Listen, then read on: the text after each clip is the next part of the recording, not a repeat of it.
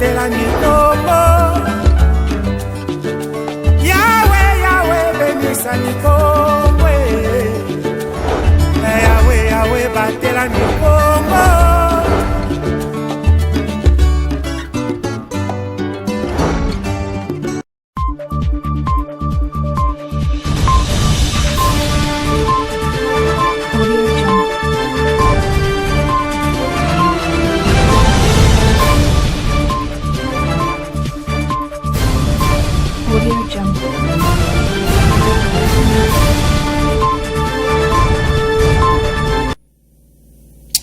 C'est l'heure de vous informer sur Ecopolis Télévision. Monsieur et dames, bienvenue dans ce nouveau numéro du journal sous le haut patronage du gouverneur de province, Grace Kwanga-Monswangi Bilolo. Le ministère provincial du budget a lancé le travaux de l'élaboration du budget dédié budgétaire 2026 le mardi 14 octobre 2025. La cérémonie a été présidée par le vice-gouverneur Prosper Ntela Ntambidila. Ces assises se sont déroulées dans la salle Les Bénis en ville basse dans la commune de Matadi. Plus de détails dans ces reportages de Pacifique Mwanda sur les images de Grace Falanka.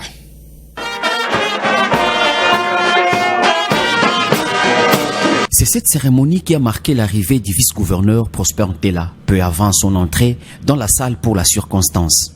Mise en place terminée, la cérémonie du lancement des travaux d'élaboration du projet dédié budgétaire 2026 débute. L'hymne national, le mot de bienvenue du ministre provincial du budget et les discours du vice-gouverneur Prosper Ntela, tels sont les points qui ont été inscrits à l'ordre du jour. Prosper Ntela a rappelé aux membres de la commission budgétaire ce qui suit. Les prévisions budgétaires attendues par le gouvernement provincial doivent être en adéquation aux orientations générales de sa politique budgétaire avant de parler de principe.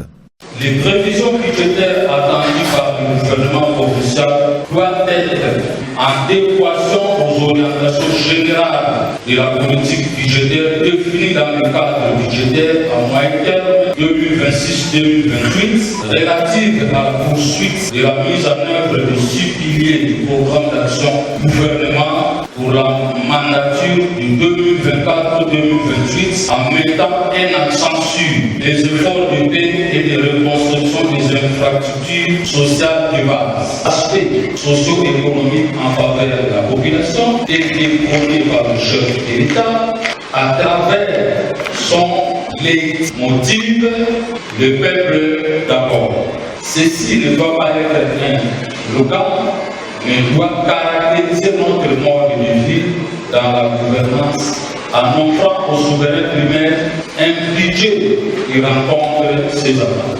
Sur ce, au nom de son Excellence, M. le gouverneur de province, je déclare ouvert les travaux de la commission budgétaire provinciale d'exercice 2026. Rappelons par ailleurs que ces assises ont connu la participation de l'autorité budgétaire représentée par son vice-président, le député provincial Pierre Kabangou, les membres du gouvernement provincial, ceux de la commission ECOFIN de l'organe délibérant, sans être exhaustive. Cet événement honte en couleur s'est déroulé dans la salle Le Béni le mardi 14 octobre 2025.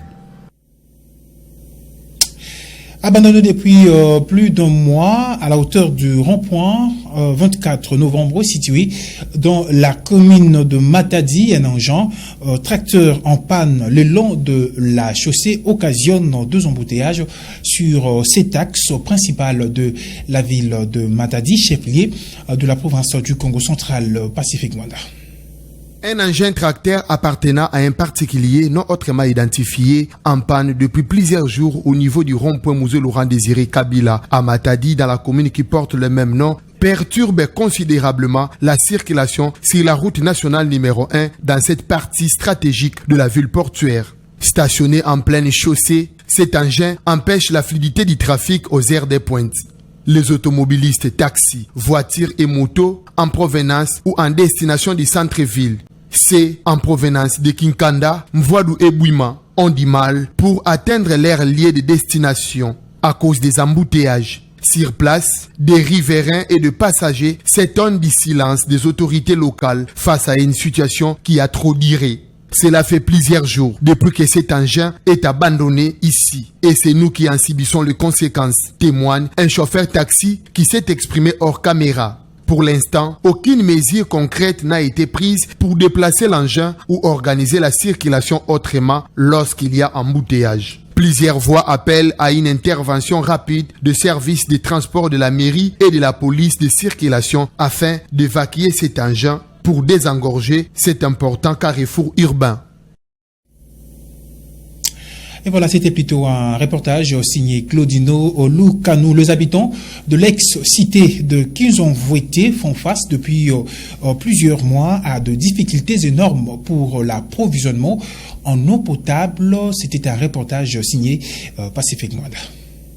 Avec ses 70 000 habitants, l'ex-cité de Kinzonvouété, située à près des 60 km de la ville de Matadi, chef-lieu de la province du Congo central dans le territoire de Sekebanza, fait face à d'énormes difficultés pour l'approvisionnement en eau potable. En dépit de sa démographie, cette problématique se pose avec acuité dans cette partie de la division unique du bas-fleuve.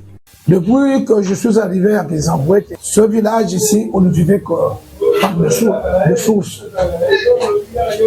Et après, en 1989, il y a eu plaidoyer du chef de secteur qui était ici, avec la Chénanchère. Donc, le service hydraulique rural sont venus faire le captage de la source d'addiction que vous voyez ici. Donc, en 1989.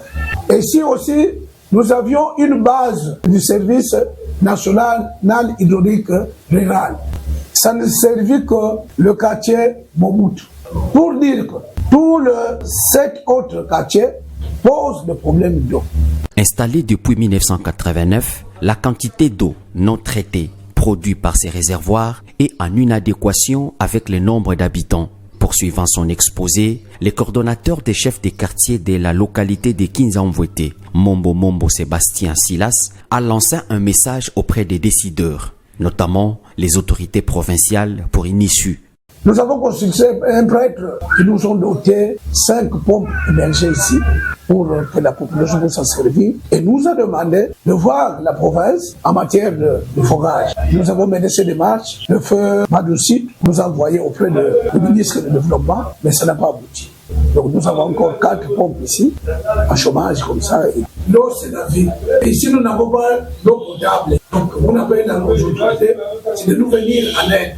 Rappelons que lors de son itinérance, le gouverneur de province, Grace Bilolo, a promis la construction d'un système d'addiction d'eau à la population de l'ex-cité de Kinzonvouété en décembre dernier. 6 mois plus tard, cette promesse est restée lettre morte.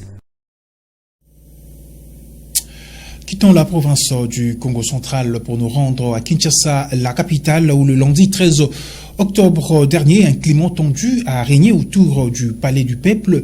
Les agents et cadres de l'Assemblée nationale ont organisé une manifestation pour exiger le paiement de leurs plusieurs mois d'arriérés de salaire. Ces fonctionnaires de la Chambre basse du Parlement congolais ont décrété une grève jusqu'à ce que leurs revendications seront prises en compte. C'est de plus amples détails dans ces commentaires.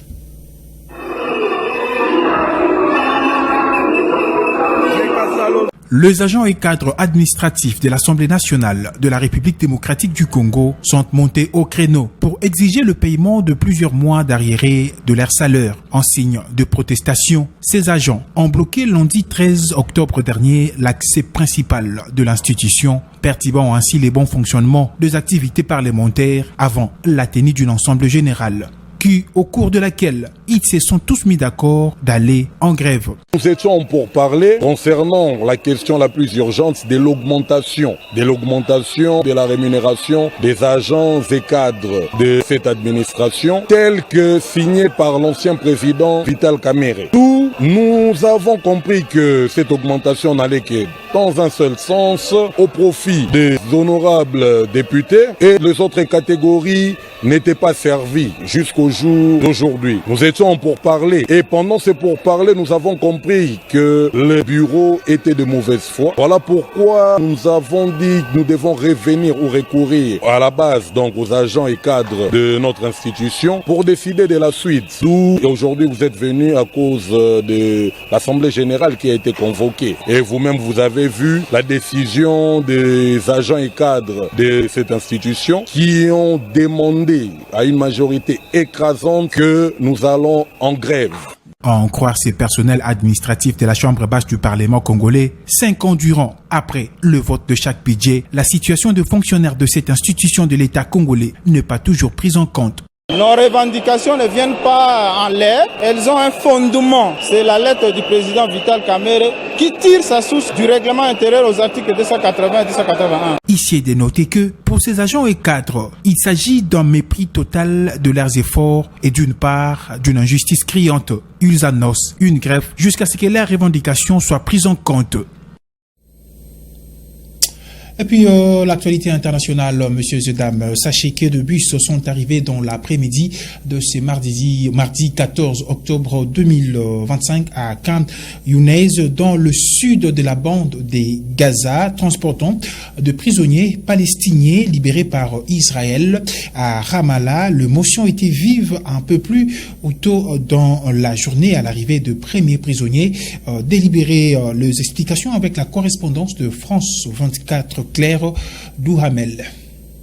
Bonjour, notre correspondante en Israël, vous qui avez couvert depuis le 7 octobre évidemment ce conflit, des libérations de prisonniers palestiniens, vous nous en avez fait vivre à plusieurs reprises. Celle-ci a un goût différent peut-être.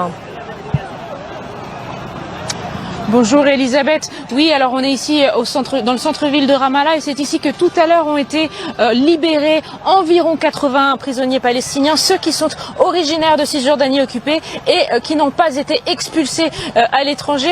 Alors les gens ici nous ont dit que c'était pour eux beaucoup d'émotions. Une dame nous disait par exemple qu'elle attendait son frère, que ça faisait 17 ans qu'elle ne l'avait pas vu, qu'elle ne le pensait pas voir un jour sortir des geôles israéliennes, puisque vous savez, de ces 250 prisonniers de haute sécurité, eh bien, la grande majorité d'entre eux étaient condamnés à des peines de prison à vie, la plupart pour des charges lourdes, des participations ou des organisations d'attentats contre des civils israéliens.